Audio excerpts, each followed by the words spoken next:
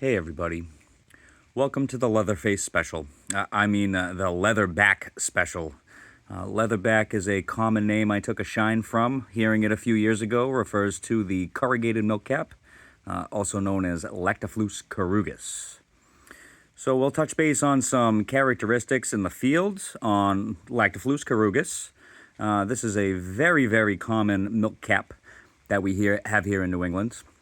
Noted by its color, its size, and it milks. So usually I have good luck in beech groves. We can see here some beech mixed with a bit of maple and a lot of oaks as well. Today when I found these, they were all under oaks, but I do have good luck in beech forests. So these things, when they pop off the roots of the trees, they tend to push right through the leaves. So you'll find these little humps in the litter on the ground, and if you move them, you'll find the mushroom underneath. One tip that I like while I'm in the woods is I carry a walking stick. This can keep me from bending over to figure out what it is. This can help if it's already rotten, or a lot of Rusula like to do this, and we don't care about Rusula. So let's stick to the milk caps. And let's go over some ID characteristics. So here we have our Lactophlus carugus. Note the color of the stem, almost concolorous with the cap, although the cap is a lot darker. This is common in milk caps overall. And here on the corrugated milk cap, typically on the margin, but generally seen on the whole cap, we find these corrugations, these little wrinkles. It's a key characteristic to really identify these things. And as with milk caps, we know when we damage them, they start to milk. Look at her go. We also have milking on the gills as well, often a lot stronger there, but pretty much anywhere you cut these and damage it, it'll start to bleed its latex, which we refer to as milk. So this one we just picked right out of the ground, and I don't want this dirty base, so I'm going to snip this off. And do note, even the stem likes to produce the latex as it comes out.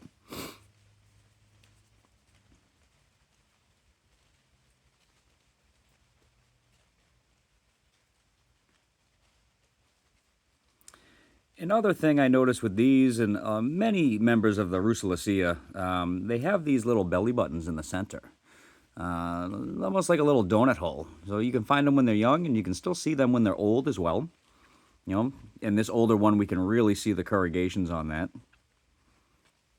And that's it for good field notes.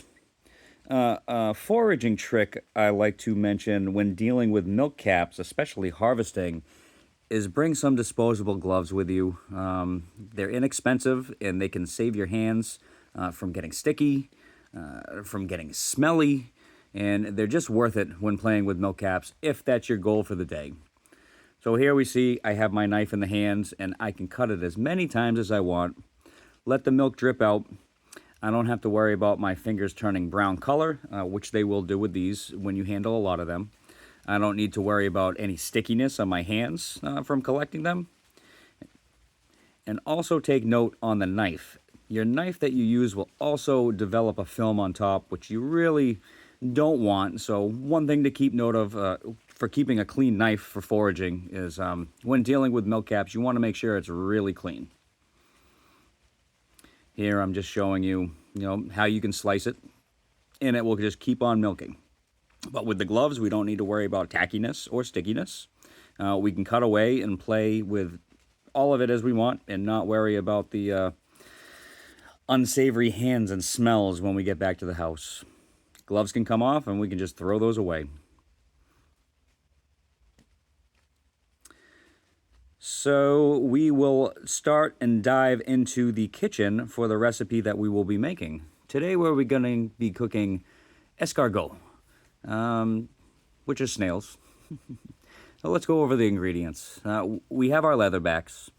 We're going to be using black trumpet mushrooms, snails, butter, duck fat, garlic, shallot, chive, parsley, red bell pepper, white wine, I'm using Chablis, salt, and some crushed red pepper flakes.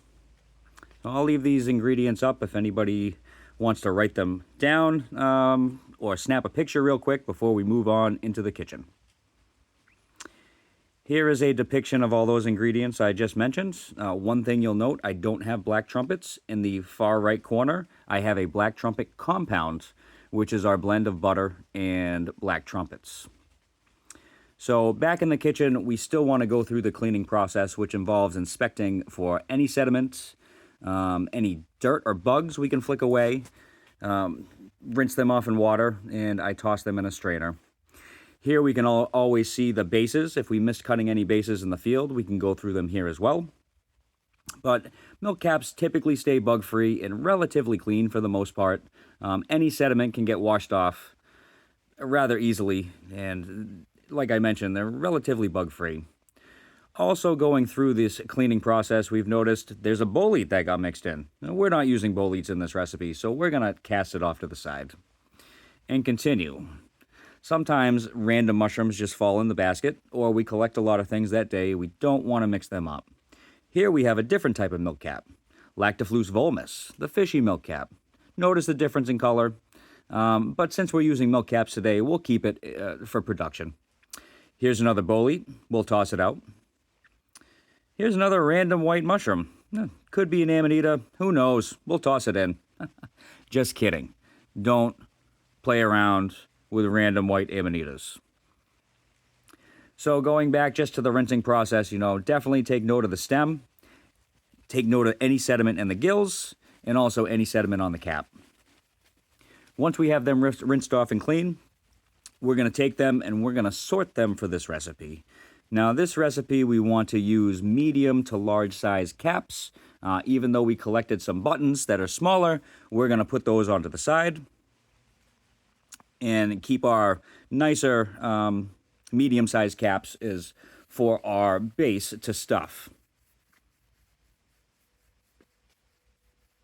So one thing I do want to note, not only are we looking for the medium-sized cap, is we're also looking for the concave shaped caps. Some of the caps have grown and folded up to a more plain appletant shape. We don't really want to use these for the recipe because we want this cup form to hold since we will be stuffing these with the escargot. So after we've done our triple inspection and cleaning, we're going to remove the stems because we want the caps. So as we remove all the stems, we're going to save the stems with all those buttons and flat milk caps that were still good that we set on the side. But we really want to keep these nice caps because this is going to be the bed that the rest of the dish is going to be put on. So with these stems, we'll get to them and we'll blend these in for a different section of the recipe. But once we cut all these, we have our nice concave cap for stuffing. So we can put all the things on top and go. Here I have my duck fat. I have it at a very low temperature, so consider it a low and slow recipe. I'd call this poaching, not necessarily a fry. Fry is more flash and more quick. So we have our duck fat at a low temperature but still cooking, and we're going to toss all of our milk caps in, the ones that we took the stems off of.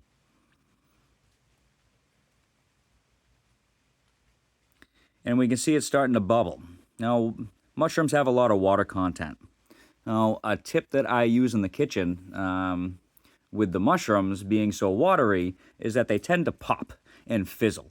This is because water and oil don't really blend, especially hot oil. So a trick that I've learned is that I take a rack and I place it on top. That will keep any of the mushrooms from popping and flying out. One thing, you'll lose the mushroom if it goes on the floor. Second thing, it can be very dangerous if you're working around it to have something in hot oil splash up onto you. So this grate really alleviates that problem. Once I drop those mushrooms in, I set the timer for 5 minutes. After the 5 minutes go off, I remove the safety rack and I'm going to flip the caps over. I'm going to continue this process for another 5 minutes.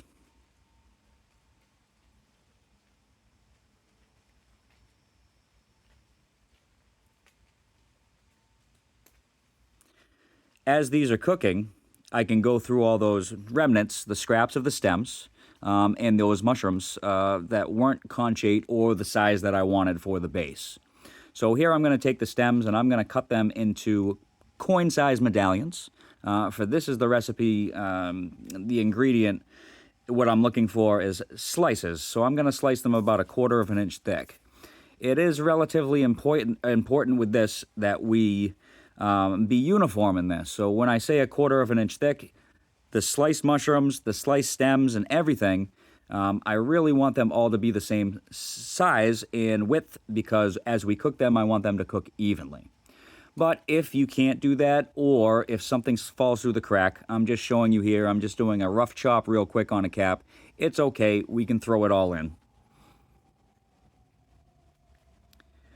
Once our second 5-minute turnover is done with the duck fat and the caps, I take them out and I place them onto a pan with some paper to help suck up that oil.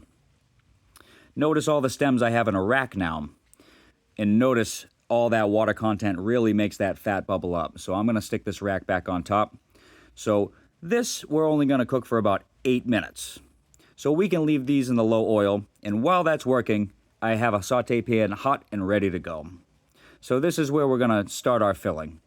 So I have the black trumpet compound, and I throw a decent amount in, but I do want to reserve 2 to 3 ounces on the side, and we're going to use that later on in the recipe. So since my pan's nice and hot, this black trumpet compound melts nice. I've taken the garlic, chopped it, I throw it in. I've taken the shallot, chopped it, and I throw it in. I give it a little stir to help that butter coat it so it can start cooking. I've noticed that the heat is really high, so I'm going to turn it down to a medium because I don't want my butter to burn, nor my garlic, nor my onions. So once this is settled down on a medium heat, I have taken my red bell pepper, diced it. I'm going to throw that in.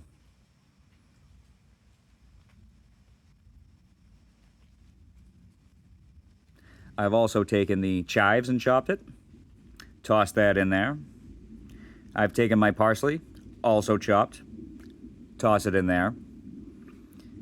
And some finishing touches, we're going to adjust it with some salt and the red pepper flake. I find red pepper flakes can be very spicy when used in excess, so I typically use a small amount just to add a little kick to it with not too much heat. Once everything's in the pan cooking in the butter, we give it a little stir and a little toss, coating all the ingredients in there evenly to help it cook.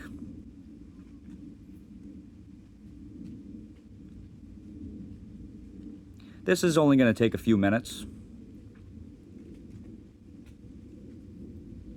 but it's just a short amount of time. So we're going to continue to watch this and toss this to prevent any burning. And when we get to a certain point, we're going to throw all of our snails in. And here, if you're interested, I am using land snails, which we consider French snails, as opposed to sea snails, which can vary in size. These are more uniform. Another touch I'm going to use, that's Chablis. Now this is going to help separate all the crud from the bottom of the pan that's accumulated, the trumpets and the butter, and also help bring the sauce that's going to coat the snails together. So we want to reduce this slightly so it has a nice firm consistency. By the time the 8 minutes are done, I'm going to take those shards of mushroom stems and pieces and take it right out of the duck fat and throw it in. Notice how I'm not drying those to get the fat off. I actually want some of that duck fat flavor to go into the pan as I toss this. Once the sauce is reduced to a nice firmness, we shut it off and we drag it aside. Now here I'm going to demonstrate how I'm going to plate this for our guests. So I have my pan of filling, and behind the scenes on the left I do have the caps. And I have those 2 or 3 ounces of black trumpet butter.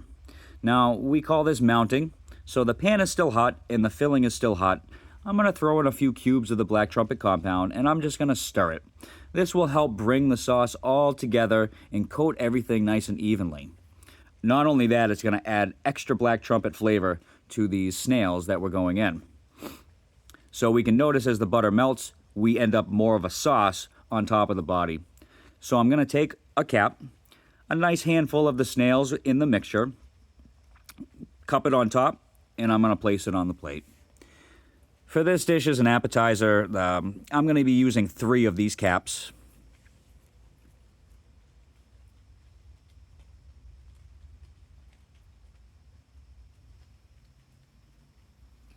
Now once these are on the plate, we'll notice that this sauce, as the pan's still hot, that butter's still melting, we have more of a sauce on the bottom. So I want to get some of that body with all the chopped herbs and vegetables and place it on top of the caps.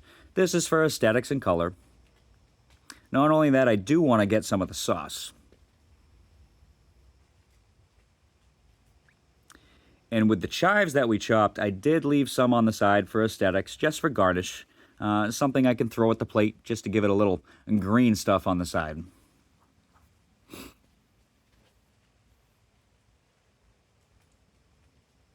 If your plate looks dry, go back to the pan of the mixture, and you'll notice that the butter and the wine and all the liquid from the vegetables has created a sauce. We can throw it right on top. And here is our finished product, photo op taken with these snails. We have the liquid, you can notice on the bottom of the cap on the plate. Very flavorful with the snails and some aesthetics on top. So that's it for my Leatherbacks Leatherback Chronicle Special. I hope you enjoy. And from my kitchen to yours, I want to wish you bon appetit.